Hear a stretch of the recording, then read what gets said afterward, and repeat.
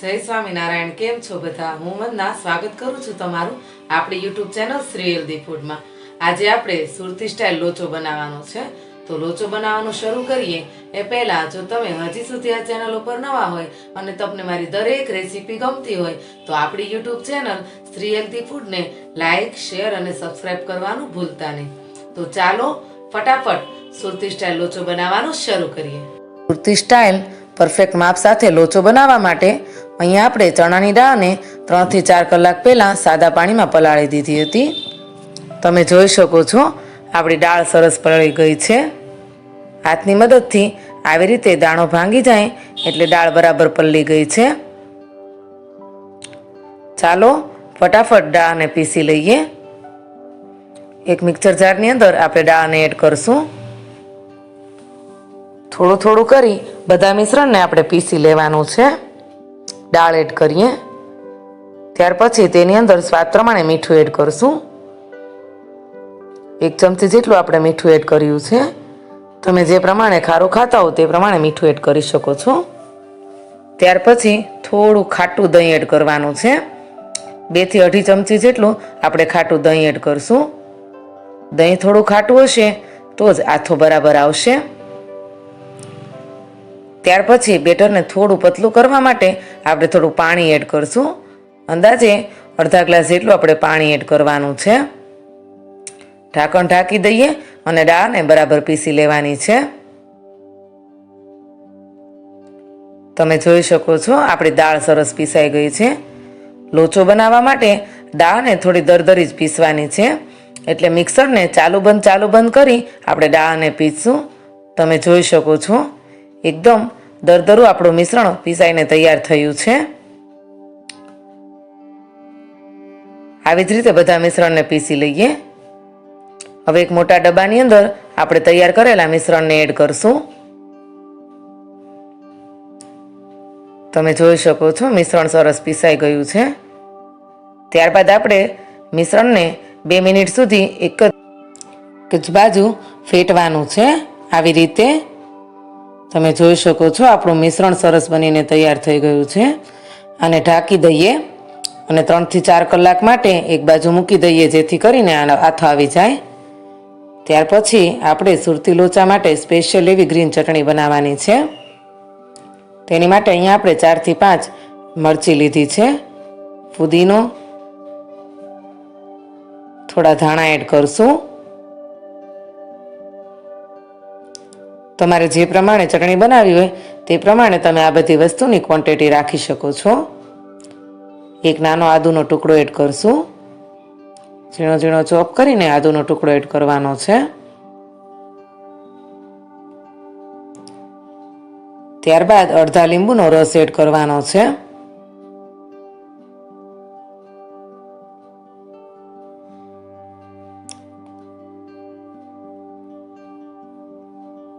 ત્યારબાદ સ્વાદ પ્રમાણે મીઠું એડ કરશું. અહીંયા આપણે અડધી ચમચી જેટલું મીઠું એડ કર્યું છે. ત્યારબાદ 1 ચમચી જેટલી ખાંડ એડ કરવાની છે. થોડું પાણી એડ કરી આપણે મિશ્રણને પીસી લઈએ.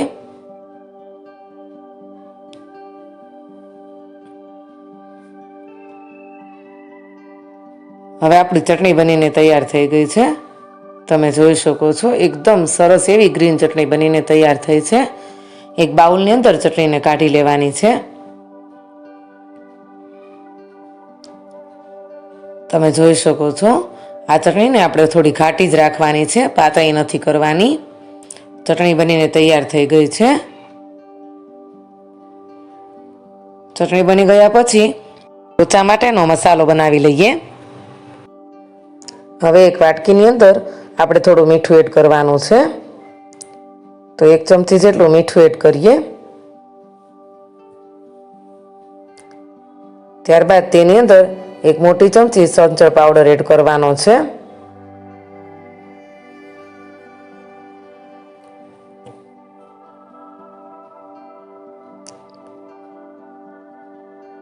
અડધી ચમચી જેટલી હળદર એડ કરીએ.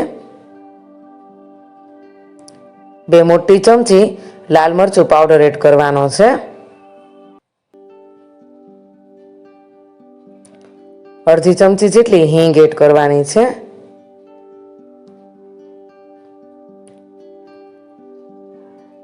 એક મોટી ચમચી ધાણા જીરું પાવડર એડ કરવાનો છે અને એક ચમચી જેટલો આમચૂર પાવડર એડ કરવાનો છે. બધી વસ્તુને બરાબર મિક્સ કરી લઈએ.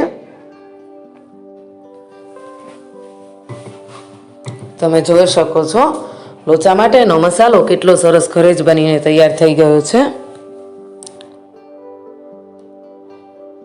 લાઈટ વહી ગઈ છે અને આપણા બેટરનો સરસ આથો આવી ગયો છે. તમે જોઈ શકો છો કેટલું સરસ જાળીદાર આપણું બેટર બનીને તૈયાર થઈ ગયું છે. કેટલો સરસ આથો આવ્યો છે. બરાબર ફેટી લઈએ.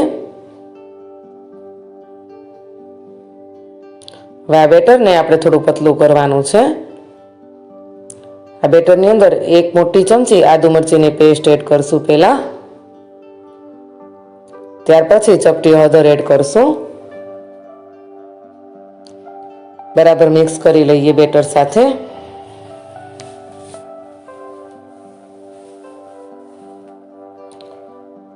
લોચા માટેનું બેટર ખમણ અને ઢોકળાના બેટર કરતાં થોડું પતલું હોય છે. તમે જોઈ શકો છો અત્યારે આ બેટર એકદમ થીક છે, એટલે કે ઘાટું છે. આની અંદર આપણે થોડું પાણી એડ કરવાનું છે. 500 ગ્રામ દાળનું આપણે બેટર બનાવ્યું છે, એટલે તેની અંદર જોઈતા પ્રમાણમાં પાણી એડ કરશું. બેટર કમ્પ્લીટ થઈ ગયા પછી આપણે તેની અંદર 2 ગ્લાસ જેટલું પાણી એડ કરવાનું છે. તમે જોઈ શકો છો લોચા માટેનું બેટર થોડું પતલું જ હોય છે. આટલું પતલું આપણે બેટર તૈયાર કરવાનું છે. હવે એક તપેલીની અંદર આપણે તૈયાર કરેલું બેટર એડ કરશું.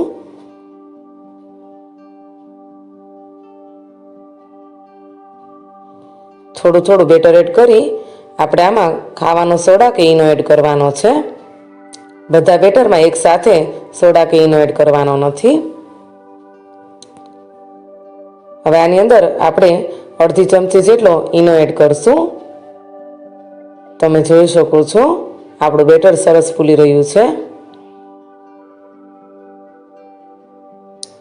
ઈનો એડ કર્યા પછી 2 મિનિટ સુધી બેટરને ફેટવાનું છે, જેથી કરીને આપણો લોચો સરસ બને.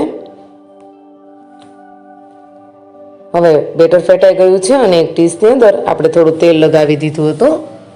તેની અંદર તૈયાર કરેલું બેટર એડ કરશું.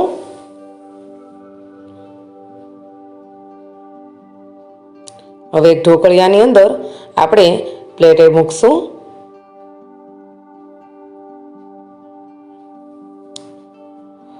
લોચો બનતા બહુ વાર નથી લાગતી, 5 થી 6 મિનિટ જ થાય છે.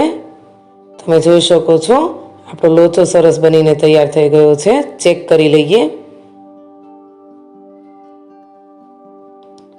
તમે જોઈ શકો છો ચપ્પાની ઉપર લોચો ચોંટતો નથી, એટલે આપણો લોચો બરાબર બનીને તૈયાર થઈ ગયો છે. પ્લેટને નીચે ઉતારી લઈએ.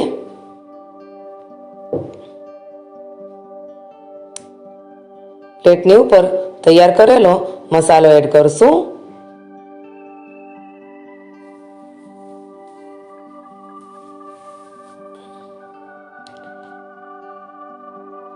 તમે જોઈ શકો છો કેટલો સરસ આપણો લોચો બનીને તૈયાર થયો છે.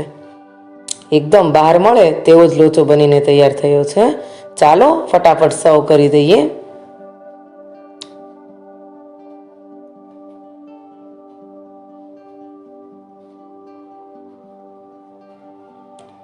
હવે તેની ઉપર આપણે ઘાણીનું સિંગ તેલ એડ કરવાનું છે. સિંગ તેલ એડ કરશો તો લોચાનો સ્વાદ ખૂબ જ સારો આવશે. ત્યાર પછી તેની ઉપર થોડી ઝીણી સેવ એડ કરશું.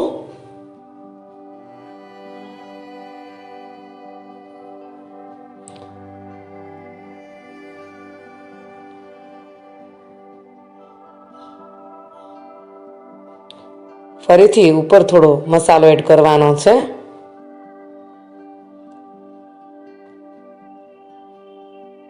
સાઈડમાં તૈયાર કરેલી ગ્રીન ચટણી એડ કરશું.